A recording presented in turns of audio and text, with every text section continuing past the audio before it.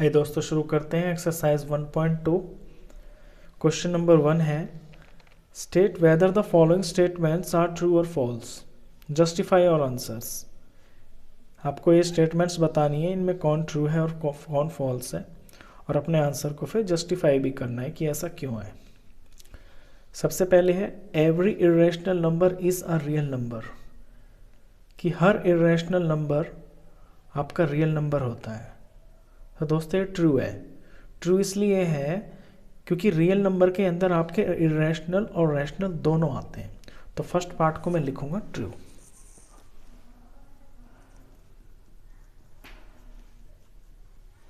इसे थोड़ा और एक्सप्लेन करता हूं।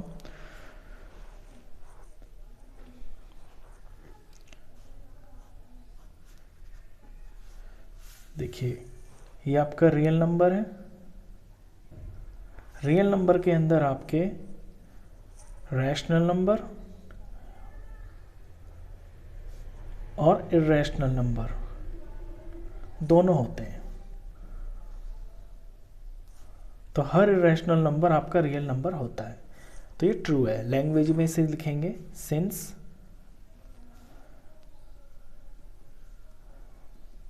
collection of real numbers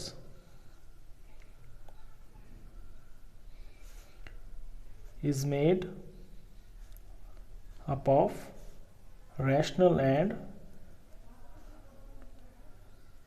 irrational numbers.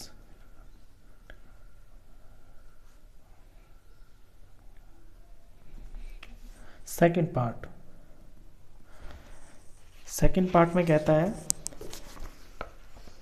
every point on the number line is of the form root m where m is a natural number, कि number line के ऊपर किसी भी नेचुरल नंबर का जो रूट करेंगे वो आपका इस फॉर्म का होगा।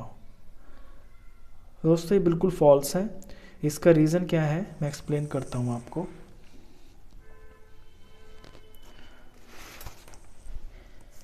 कि नेचुरल नंबर, जैसे कि नेचुरल नंबर तो आपके जो होते हैं पॉजिटिव नंबर्स होते हैं।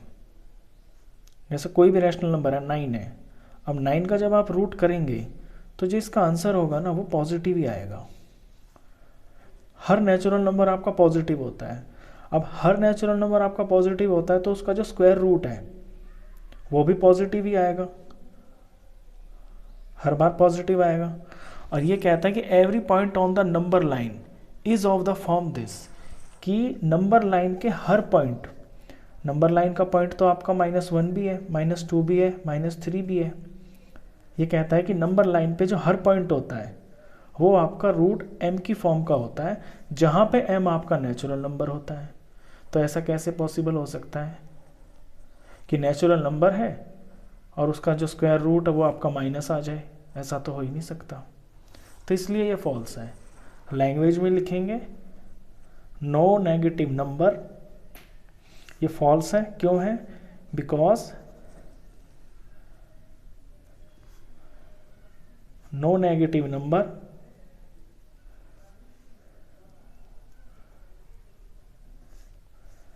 Can be the square root of any natural number. बताया ना मैंने आपको, ये किसी भी नेचुरल नंबर का जो स्क्वायर रूट होता है वो कोई नेगेटिव नंबर नहीं हो सकता। चलिए थर्ड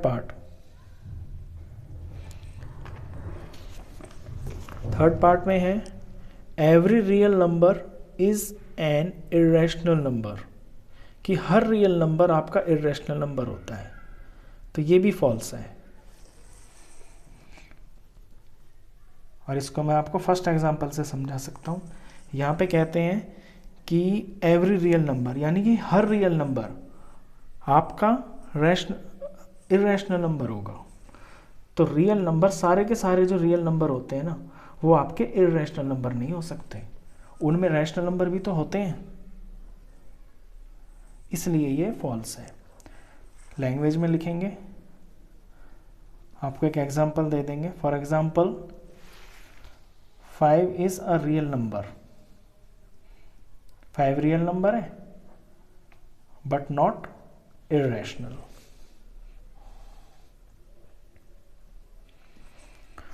तो जो रियल नंबर है वो रैशनल और इरेशनल दोनों मिलके होते हैं। ऐसा नहीं है कि जो सारे रियल नंबर होते हैं वो सारे ही इरेशनल होते हैं, इसलिए ये फॉल्स है। ये फर्स्ट क्वेश्चन था दोस्तों। चलिए सेकंड क्वेश्चन पे चलते हैं। Question number 2। क्वेश्चन 2 कहता है are the square roots of all positive integers irrational, कि सारे पॉजिटिव इंटीजर्स का जो स्क्वायर रूट निकालते हैं, जो आता है, क्या वो इरेशनल होता है? If not, give an example of the square root of a number that is a rational number. और अगर ऐसा नहीं है तो आप एक एग्जाम्पल से बताइए कि किसी नेचुरल नंबर का स्क्वायर रूट निकालिए और दिखाइए कि वो रैशनल है। तो पहले तो इसका जो आंसर है वो नो है, कि square root of all positive integers irrational नहीं होता है। अब समझाने के लिए मैं एग्जांपल देता हूं आपको। मान लीजिए कोई पॉजिटिव नंबर ले लिया, पॉजिटिव इंटीजर ले लेते हैं 4। अब 4 का स्क्वायर रूट करते हैं तो 4 का स्क्वायर रूट आपका 2 आएगा, और जो 2 है वो तो रैशनल नंबर है। तो सिंपल सा एग्जांपल है। और भी ढेरों एग्जांपल है, आप कुछ भी ले लीजिए। आप 9 ले लीजिए, 9 एक पॉजिटिव इंटीजर है, पॉजिटिव इंटीजर का आप स्क्वायर रूट करेंगे तो ये 3 आएगा, और 3 एक रैशनल नंबर है। तो ऐसे बहुत सारे एग्जांपल्स हैं, इसलिए ये नो है। चलिए थर्ड क्वेश्चन करते हैं इसका।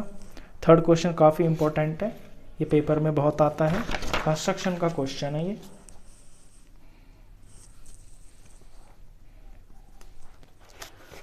क्वेश्चन है show that √5 can be represented on the number line. आपको दिखाना है कि √5 की जो वैल्यू होती है ना, उसे आप नंबर लाइन पे दिखा सकते हैं। तो चलिए इसे करते हैं।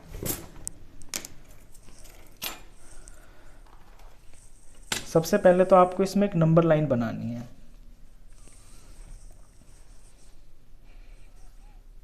आप इसमें एक नंबर लाइन बनाएंगे, फिर अपने कंपास से इक्वल डिस्टेंस पे इस पे जो पॉइंट्स हैं उन्हें मार्क करेंगे। कोई भी वैल्यू ले लीजिए कंपास पे, अपनी मर्जी से कितना भी खोल लीजिए नॉर्मल, और फिर इक्वल डिस्टेंस पे इन्हें लगाइए।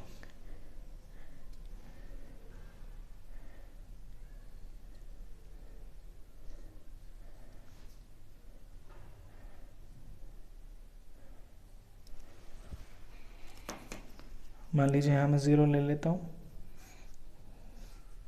तो यहाँ मेरा -1 हो गया, यहाँ 1 हो गया, यहाँ 2 हो गया, यहाँ 3 एंड सो ऑन। अच्छा, अब √5 की जो वैल्यू आपको दिखानी है ना, इसमें पाइथागोरस का थोड़ा सा आपको यूज़ करना है।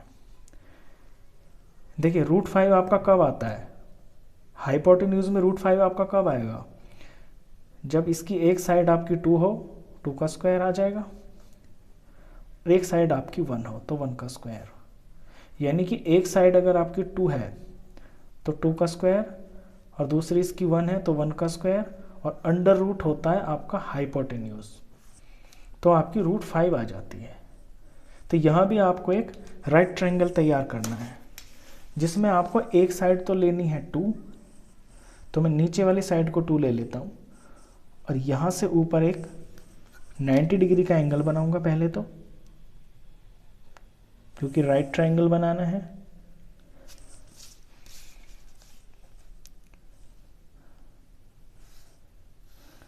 ये मैंने राइट एंगल बनाया। अब इसके ऊपर जो मुझे वैल्यू लेनी है वो एग्जैक्टली यही लेनी है जितना मैंने यहाँ नाप के किया था इसको। जितना 1 मेरा ये है ना, ये इतना ही होना चाहिए इसके ऊपर भी, इस तरह से।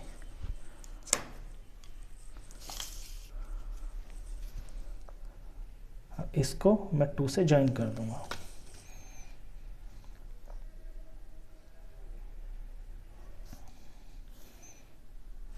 इसको 2 से ज्वाइन किया तो ये मेरा राइट ट्रायंगल तैयार हो गया, जिसमें ये साइड मेरी 2 है और ये वाली साइड मेरी 1 है, 1 यूनिट और ये 2 यूनिट। तो पाइथागोरस थ्योरम के अकॉर्डिंग इसका जो हाइपोटेन्यूज है वो तो √5 होगा, यानी इस लाइन की जो लंबाई है ना वो √5 की वैल्यू के बराबर है। अब इस हाइपोटेन्यूज को मैं अपने कंपास के ऊपर ले लेता हूँ, इस मेजरमेंट को